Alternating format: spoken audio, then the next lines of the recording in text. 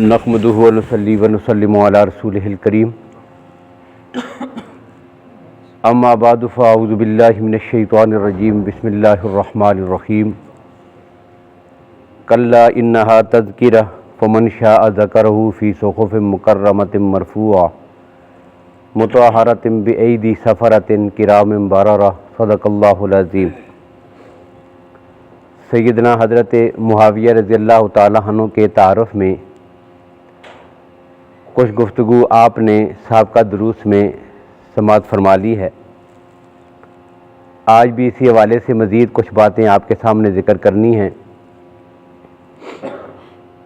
کل یہ بات میں نے عرض کی تھی کہ وحی لکھنے کے لیے اللہ کے حکم سے نبی اکرم صلی اللہ علیہ وسلم نے آپ کو منتخب فرمایا تھا، اور جو وحی نازل ہوتی تھی حضرت معاویہ رضی اللہ تعالیٰ عنہ اس کو لکھ لیا کرتے تھے۔ آپ کاتب وحی ہیں، اور یہ وہ منصب ہے کہ جس کے بارے میں قرآن پاک میں رب العالمین نے ایک بات ارشاد فرمائی، کلا انہا تذکرہ۔ رب العالمین قرآن پاک کی عظمت کا ذکر کرتے ہیں کہ یہ نصیحت ہے، فمن شاء ذکرہ، جو چاہے اس سے نصیحت حاصل کرے، فی صحف مکرمۃ مرفوعہ، یہ بڑی عزت والے، بڑے پاکیزہ اور بہت بلند جو ہے وہ اوراق میں لکھی ہوئی کتاب ہے، اور بایدی سفرۃ کرام بررہ، ان کو جن ہاتھوں کے سپرد ہم نے کیا ہے وہ بھی بڑے کرام، عزت والے ہیں اور بڑے نیکوکار ہیں۔ جو لکھنے والے ہاتھ ہیں، جو لانے والا فرشتہ ہے وہ بھی بڑا امانت دار، لکھنے والے ہاتھ بھی بڑے امانت دار ہیں اور بڑے عزت والے لوگ ہیں کہ جو قرآن پاک کو لکھنے والے اور اکٹھا کرنے والے ہیں۔ تو اس میں عظمت بیان ہوئی ہے ان لوگوں کی کہ جن کے ہاتھوں سے رب العالمین نے یہ قرآن مرتب کر کے ہمیں دیا ہے۔ تو قرآن پاک لکھنے کی جو ڈیوٹی تھی وہ کس کی تھی؟ سیدنا معاویہ بن ابی سفیان رضی اللہ تعالیٰ عنہ کی۔ اور پھر جو اہم خطوط ہوتے، جو معاہدے ہوتے تھے، نبی اکرم صلی اللہ علیہ وسلم کی ذاتی تحریریں ہوتی تھیں، وہ بھی حضرت معاویہ رضی اللہ عنہ لکھا کرتے تھے۔ سیرت نگاروں نے لکھا کہ نبی اکرم صلی اللہ علیہ وسلم کے جتنے خطوط مبارکہ ہیں جن کا حوالہ ملتا ہے، ان میں سے اکثر خط جو ہے وہ حضرت معاویہ رضی اللہ تعالیٰ عنہ کے ہاتھوں سے لکھے ہوئے ہیں۔ تو یہ بہت بڑے اعتماد کی بات ہوتی ہے۔ اور پھر یہ سلسلہ اتنا آگے تک بڑھا اور چلتا رہا کہ جب بیت المقدس فتح ہوا تھا، سیدنا فاروق اعظم رضی اللہ تعالیٰ عنہ کے دور میں جب بیت المقدس فتح ہوا تھا، اور فتح بھی ہوا تھا بغیر جنگ کے، انہوں نے اپنی کتابوں کے اوصاف دیکھ کر اس بنیاد پر وہ چابیاں جو ہے وہ حضرت فاروق اعظم کے ہاتھ میں دے دی تھی اور معاہدہ طے پایا تھا۔ اب وہ جو تحریر لکھی گئی ہے، یہ تحریر بھی حضرت معاویہ رضی اللہ عنہ نے لکھی ہے، اور یہ جو معاہدہ ہے بیت المقدس کا مسلمانوں کے حق میں، اس پر جو گواہ تھے ان گواہوں میں سے ایک نام حضرت معاویہ رضی اللہ تعالیٰ عنہ کا ہے۔ یہ وہ شخصیت ہے، اور یہ وہ شخصیت ہے کہ جن کے بارے میں اللہ کے نبی صلی اللہ علیہ وسلم نے فرمایا، اخلم من امتی معاویہ، میری امت کا سب سے زیادہ بردبار آدمی، سب سے زیادہ بات کو برداشت کرنے والا اور حوصلے والا کوئی آدمی ہے تو اس امت میں وہ حضرت معاویہ بن ابی سفیان ہے۔ اور یہی بات اللہ کے نبی صلی اللہ علیہ وسلم نے ان کے لیے مانگی بھی تھی۔ ایک حدیث میں ہے، کانا ردف النبی صلی اللہ علیہ وسلم، یہ نبی اکرم صلی اللہ علیہ وسلم کے پیچھے سواری پہ بیٹھے ہوئے تھے، آپ کے ردیف تھے، سواری پہ پیچھے بیٹھے ہوئے تھے۔ اب سواری جا رہی تھی اور چلتے چلتے اللہ کے نبی صلی اللہ علیہ وسلم نے ان سے سوال کیا، یا معاویہ تا ما یلینی من کا، معاویہ تیرے جسم کا کون سا ایسا میرے جسم کے ساتھ زیادہ قریب ہے؟ تو انہوں نے جواب میں کہا کہ میرا سینہ جو ہے وہ آپ کے پشت مبارک کے زیادہ قریب ہے۔ تو اللہ کے نبی صلی اللہ علیہ وسلم نے فرمایا، اللہم املاء حلما و خلما، یا اللہ اس کے سینے کو بردباری سے اور علم کے ساتھ بھر دے۔ اب یہ اثر تھا، اللہ نے علم و حکمت سے بھی نوازا ہے اور بردباری بھی عطا کی ہے کمال درجے کی۔ یہ وہ شخص ہے، اور یہ وہ شخص ہے کہ اللہ کے نبی صلی اللہ علیہ وسلم نے اس کے بارے میں جملہ ارشاد فرمایا تھا کہ صاحب سری معاویہ، معاویہ میرا رازدان ہے، اسے میں نے اپنے سارے، بھائی جس نے قرآن لکھا ہو، جو نبی اکرم صلی اللہ علیہ وسلم کے ذاتی خطوط لکھتا ہو، اور جو نبی اکرم صلی اللہ علیہ وسلم کا ہم نشین ہو، ظاہر وہ رازدان ہے۔ تو اللہ کے نبی نے فرمایا صاحب سری معاویہ، حضرت معاویہ میرے رازدان ہیں، من احبہ فقد نجا، جو اس سے محبت کرے گا وہ نجات پائے گا، ومن ابغضہ فقد ہلاک، جو اس سے بغض رکھے گا وہ ہلاک ہو جائے گا۔ اور ایک حدیث میں ہے کہ نبی اکرم صلی اللہ علیہ وسلم تشریف فرما تھے، اللہ کے نبی بیٹھے ہوئے تھے، ایک کافر آیا اور آ کر اللہ کے نبی صلی اللہ علیہ وسلم سے کہنے لگا آپ میرے ساتھ کشتی کریں، اسرینی، میرے ساتھ کشتی کیجیے۔ اب ابھی اللہ کے نبی صلی اللہ علیہ وسلم نے جواب نہیں دیا، حضرت معاویہ بھی بیٹھے ہوئے تھے، یہ کھڑے ہو گئے، انہوں نے کہا تیرے ساتھ میں کشتی کرتا ہوں۔ اب کیا کیا، اس کے بازو سے پکڑا، اس نے کہا ٹھیک ہے آپ کشتی کریں۔ اب اس کے ساتھ حضرت معاویہ رضی اللہ عنہ نے کشتی شروع کر دی، اسے زمین پر گرا دیا۔ جب وہ زمین پہ گرا تو اللہ کے نبی نے فرمایا معاویہ وہ شخص ہے جو بھی اس سے لڑے گا اللہ کی ذات اس کو کبھی غلبہ عطا نہیں کریں گے، یہ جس کے ساتھ لڑے گا اللہ اسی کو غلبہ عطا کریں گے، یہ وہ شخص ہے۔ اور یہ وہ شخص ہے کہ جس کے بارے میں اللہ کے نبی صلی اللہ علیہ وسلم نے پیشن گوئی فرمائی تھی، اول جیش من امتی یغزون البحر فقد اودبوا۔ اور یہ حدیث کہاں پہ ہے؟ بخاری شریف میں۔ بخاری شریف میں یہ حدیث پاک جو ہے یہ 7 دفعہ آئی ہے، 7 جگہوں پر، مسلم شریف میں بھی ہے، دیگر کتب میں بھی ہے۔ حدیث میں کیا ہے، پوری تفصیل کیا ہے کہ اللہ کے نبی صلی اللہ علیہ وسلم کا مبارک معمول تھا کہ گرمی کے موسم میں اپنی خالہ سیدہ ام حرام جو رشتہ میں آپ کی خالہ لگتی ہیں، ان کے گھر تشریف لے جاتے کبھی کبھی، اور وہاں جا کر آپ آرام فرماتے۔ اب ایک دن اللہ کے نبی صلی اللہ علیہ وسلم وہاں پہ تشریف فرما تھے، گرمی کا موسم تھا، اور یہ جو ان کے گھر میں آپ کا آرام فرمانا ہے، اس کے بارے میں حدیث میں یہ بھی ہے کہ کبھی ایک دفعہ گرمی کے موسم پہ اللہ کے نبی صلی اللہ علیہ وسلم ان کے گھر میں آرام فرما رہے تھے، اور گرمی کی وجہ سے نبی اکرم صلی اللہ علیہ وسلم کے مبارک چہرے پہ پسینے کے قطرے ظاہر ہو رہے تھے، پسینہ سامنے تھا۔ اب انہوں نے کیا کیا، انہوں نے ایک شیشی لی، سیدہ ام حرام نے ایک شیشی لی اور جو قطرے تھے پسینے کے اس میں بند کرنے لگی، اس میں ڈالنے لگی۔ اچانک اللہ کے نبی صلی اللہ علیہ وسلم کی آنکھ کھل گئی، فرمایا خالہ کیا کر رہی ہو؟ عرض کیا یا رسول اللہ یہ آپ کا جو پسینہ ہے نا یہ ہم خاص موقعوں پہ استعمال کرتے ہیں، اس میں وہ خوشبو ہے کہ جو دنیا کی کسی خوشبو میں نہیں ہے۔ تو یہ ان کے گھر میں کبھی جایا کرتے تھے۔ اب اللہ کے نبی آرام فرما رہے تھے، اب اچانک سوتے ہوئے یکدم اللہ کے نبی اٹھ کے بیٹھ گئے، جس طرح کوئی آدمی خواب دیکھ کے ایک دم بیدار ہوتا ہے اور اٹھ کے بیٹھ جاتا ہے نا، تو یوں اللہ کے نبی صلی اللہ علیہ وسلم اٹھ کے بیٹھ گئے اور مسکرا رہے ہیں، خوش ہیں، بڑے خوش ہو رہے ہیں۔ اب یہ سیدہ ام حرام قریب آئیں، کہتے ہیں یا رسول اللہ کیا وجہ ہے، کیا دیکھا ہے آپ نے خواب میں؟ اب اس موقع پر اللہ کے نبی نے فرمایا تھا کہ میں نے ایک لشکر دیکھا ہے، اول جیش من امتی یغزون البحر، کہ وہ دریاؤں میں جنگ لڑ رہے ہیں۔ اس وقت تک یہ رومیوں کے خلاف اور سمندری جہاد اس کا آغاز نہیں ہوا تھا کہ مجھے اللہ نے وہ لشکر دکھا دیا ہے، میری امت کا وہ پہلا لشکر کہ جو دریاؤں میں جا کر جنگ لڑے گا، من امتی فقد اوجبوا، اللہ نے ان سب کے لیے جنت واجب کر دی ہے۔ میں نے دیکھا کہ وہ جہازوں پر بیٹھے ہوئے، بحری جہازوں پر بیٹھے ہوئے اس طرح جا رہی ہیں کہ جس طرح بادشاہ اپنے تختوں پہ بیٹھے ہوئے ہوتے ہیں، ان کے لیے اللہ نے جنت کو واجب فرما دیا۔ اب سیدہ ام حرام کہتے ہیں یا رسول اللہ میرے لیے بھی دعا کیجئے، اللہ مجھے ان میں بھی شامل کرے۔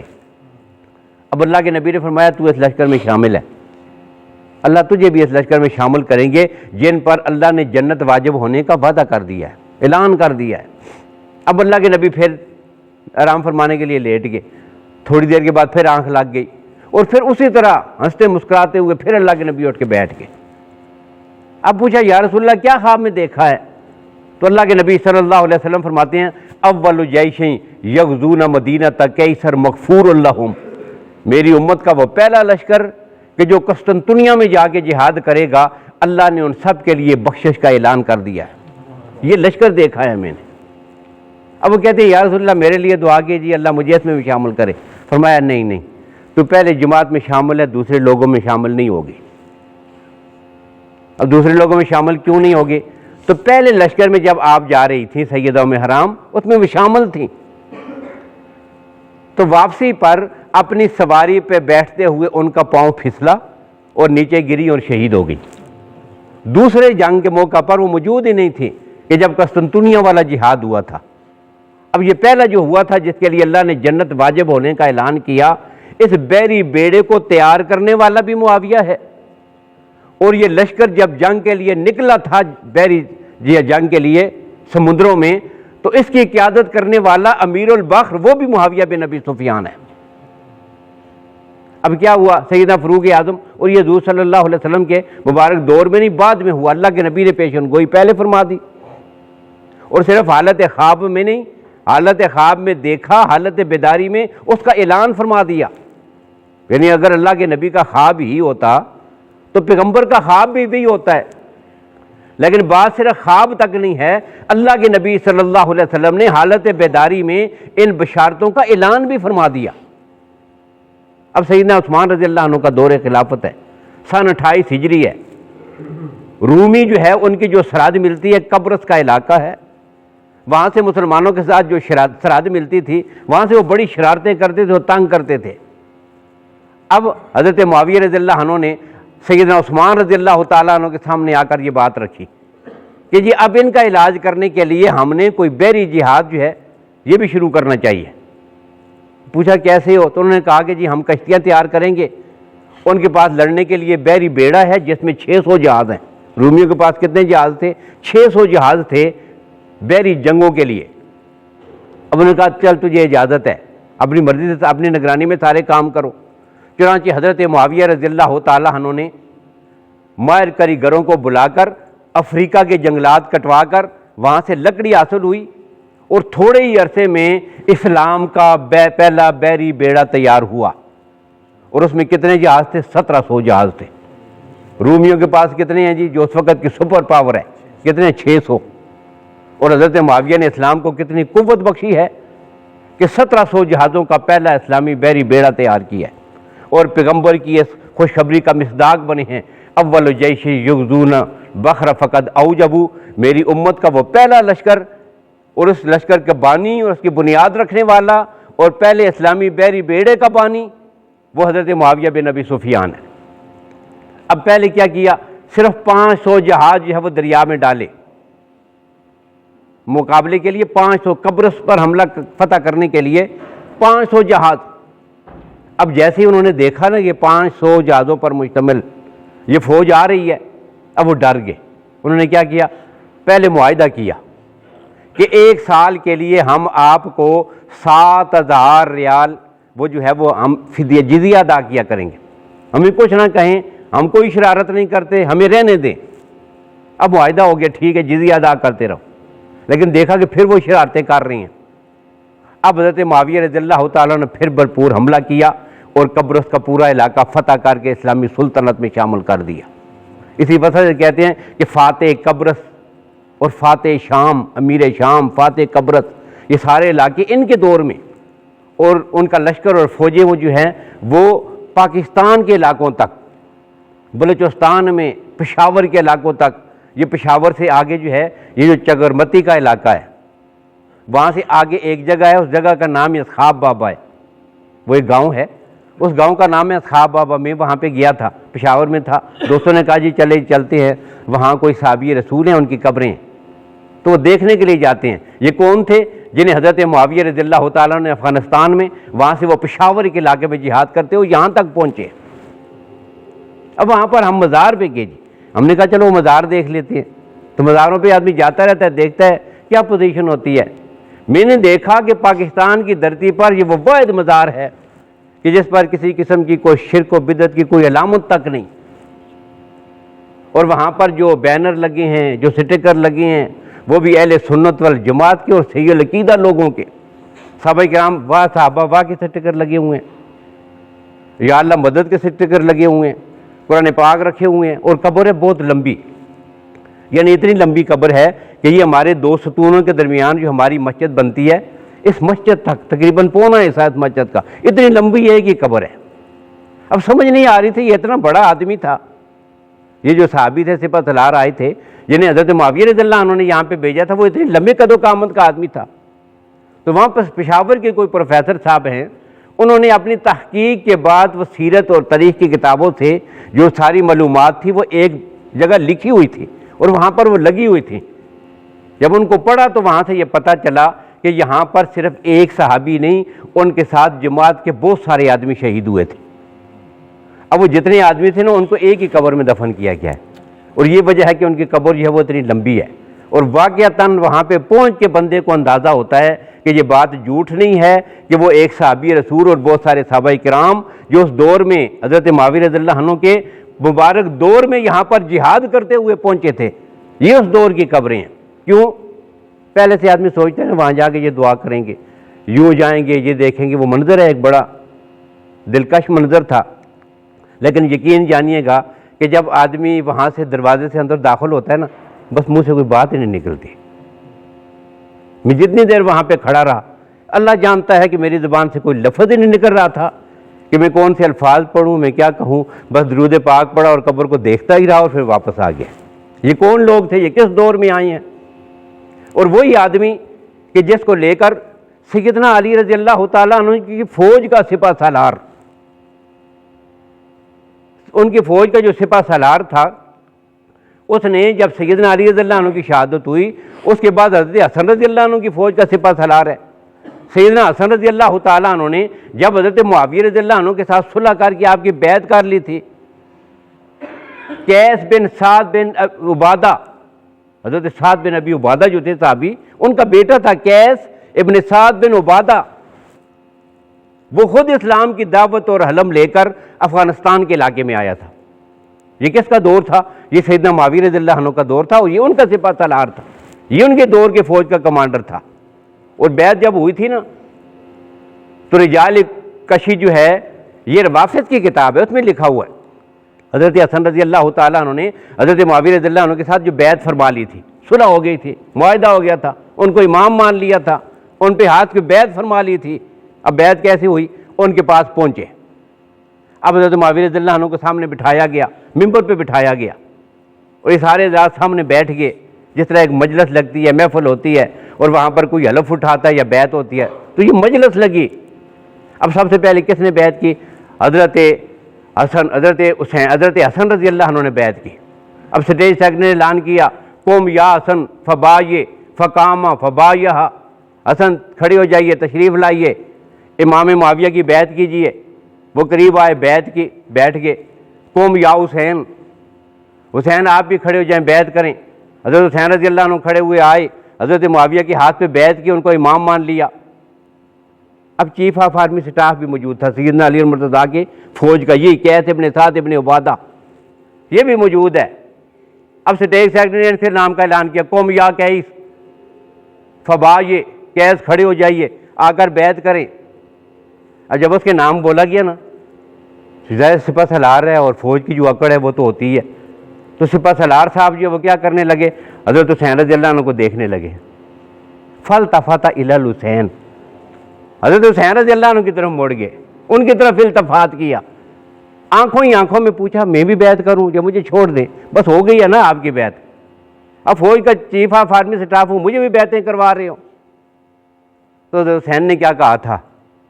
حضرت حسن کی طرف اشارہ کر کے کہا تھا، قم فبایہ فانہ امامی، قیس کھڑے ہو جاؤ، جا کے بیعت کرو. اشارے کیا کرتے ہو؟ حسن میرا امام ہے، جس کو اس نے امام مان لیا اسی کو میں نے امام مان لیا، اور تجھے بھی اس کے سوا کوئی چارہ کار نہیں کہ تو بھی معاویہ کے ہاتھ پہ بیعت کر کے اس کو اپنا امام مانے گا. اس لیے ہم کہتے ہیں کہ جس سے پیغمبر کے نواسوں حسن و حسین کی صلح ہے، جس کو وہ امام مانتے ہیں، اس کے ساتھ میری بھی صلح ہے، میں بھی اس کو اپنا امام مانتا ہوں. تو بات ہو رہی تھی کس کی؟ قیس ابن سعد ابن عبادہ کی. اب بیعت کرنے کے بعد کدھر آگے؟ حضرت معاویہ رضی اللہ عنہ کی فوج کی کمان سنبھال لی. اب یہاں کے سپہ سالار ہیں، جنگوں میں جاتے ہیں. اسی جنگ کے مسئلے میں ان کو بھیجا گیا، کہاں پہنچے ہیں؟ افغانستان میں. اب یہاں کے بادشاہ کے سامنے آ کر اسلام کی دعوت رکھی، غیر مسلم تھا، کافر ہے، اس کے سامنے اسلام کی دعوت رکھی. تو اس نے کہا کہ جی ہم آپ پہ حملہ کریں گے، آپ کو مروائیں گے، کوئی بھی زندہ واپس نہیں جائے گا.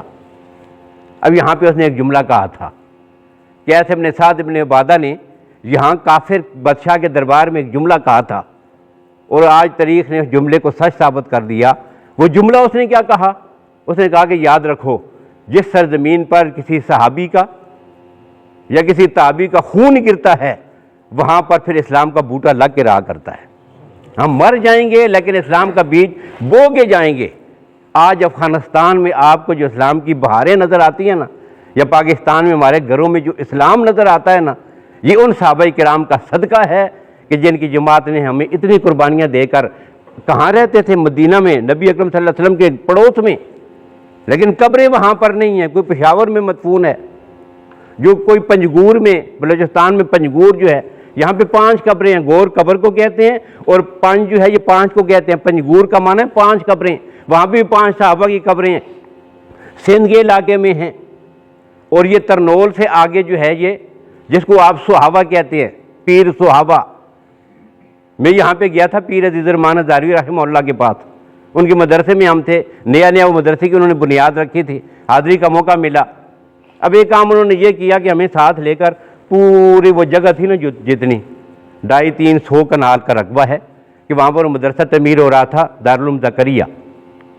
تو پیر صاحب نے کیا کیا، ہمارے ساتھ بیٹھے کھانا کھایا، پھر ہمیں ساتھ پکڑا اور پوری جو بلڈنگ تھی نا، جہاں ایریا جو تھا 4 دیواری، اس کے اندر ہمیں چکر لگائے۔ کہتے ہیں جی جو بھی آتا ہے نا آدمی، ہم اس کو کہتے ہیں کہ آپ کے قدم بھی یہاں پہ لگ جائیں، پھیرا، اور پھیرنے کے ساتھ بالکل آخری کونے پہ پہنچے نا، آگے وہ کھلا علاقہ نظر آ رہا تھا ترنول سے آگے کا، پیر صحابہ کا۔ تو کہنے لگے کہ اس کو پیر صحابہ کہتے ہیں، لیکن حقیقت یہ ہے کہ یہ لفظ صحابہ نہیں، یہ صحابہ ہے، پیر صحابہ، کہ یہاں پر کچھ صحابہ کرام آئے تھے اور آج بھی اس علاقے میں ان کی قبریں موجود ہیں۔ تو یہ اسلام ہم تک پہنچانے والے یہ کون ہیں؟ یہ وہ لوگ ہیں، اور اس میں سب سے بڑا حصہ جو فتوحات کا ہے، جس دور میں اسلام پہنچا وہ سیدنا معاویہ بن ابی سفیان رضی اللہ تعالیٰ عنہ کا دور خلافت ہے، اس دور میں ہوا ہے۔ تو یہ وہ شخص ہے، اللہ کے نبی نے کیا فرمایا تھا؟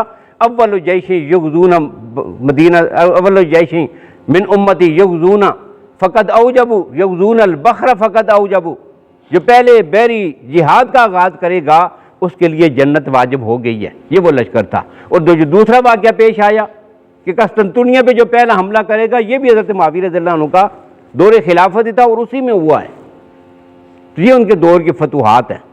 تو یہ وہ شخص ہے کہ جس کی اللہ کے نبی صلی اللہ علیہ وسلم نے یہ تعریفیں بیان فرمائی ہیں، مسلمانوں کے لیے اتنے بڑے محسن ہیں، ان کی عظمت کا اور ان کی تقدس کا اعتراف نہ کرنا یہ بہت بڑی بغاوت ہے۔ اللہ کی ذات ہمیں ایسی بدبختی اور شقاوت سے محفوظ فرمائے، اور تمام صحابہ کرام کے نقش قدم پہ چلنے کی توفیق نصیب فرمائے۔